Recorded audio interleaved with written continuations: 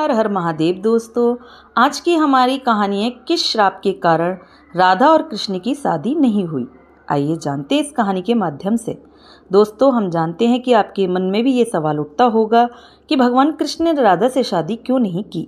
ऐसा क्या हुआ कि राधा ने किसी और से शादी कर ली।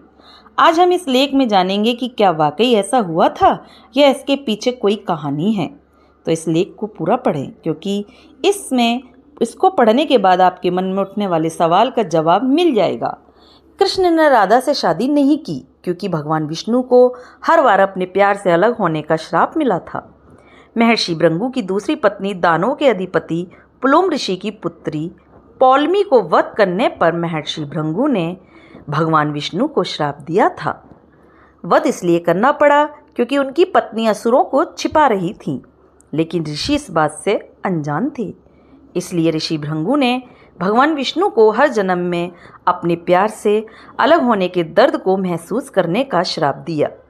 ऋषि भृगु के श्राप के कारण ही भगवान राम अपने एकमात्र प्रेम देवी सीता से अलग हो गए और बुद्ध यशोधरा से अलग हो गई थी। वैसे तो कृष्ण काल में इतनी लक्ष्मी कृष्ण की सभी 8 पत्नियां थीं, लेकिन प्रेम, आत्मा और जीवन केवल राधा ही थी। राधा को करनी पड़ा अयान से विवाह। राधा और कृष्ण की शादी नहीं हुई कारण अयान अपने पिछले जन्म में अभिमन्यु के नाम से जाने जाते थे और ये लक्ष्मी से विवाह करने की कामना की थी। राधा लक्ष्मी के गोलोक अवतार थी और कृष्ण के एकमात्र प्रेम भी थी। श्राप के कारण कृष्ण को अपने प्रेम राधा से अलग होना पड़ा था और अयान के पिछले जन्म के कारण भी कृष्ण और राधा का विवाह नहीं हो पाया।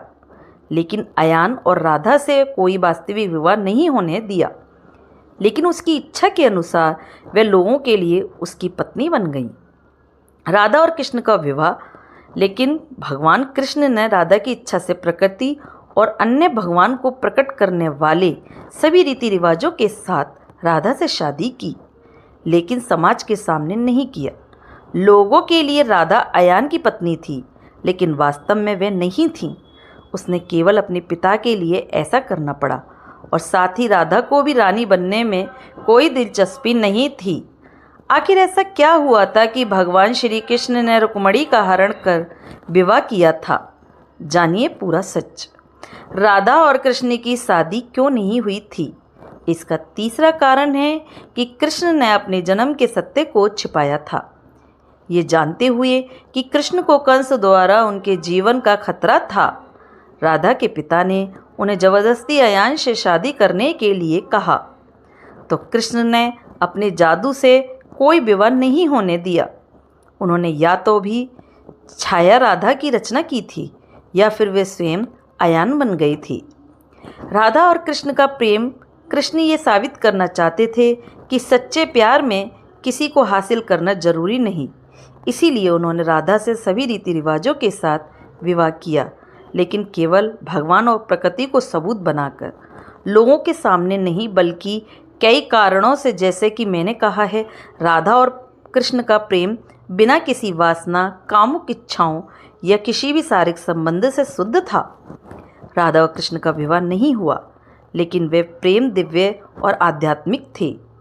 वे एक दूसरे के बहुत बड़े भक्त भी थे और कृष्ण राधा के साथ धरती पर आए थे दुनिया को सच्चे प्यार का अर्थ बताने के लिए कि प्यार को किसी रिश्ते, लगाव या किसी भी इच्छा की आवश्यकता नहीं होती है।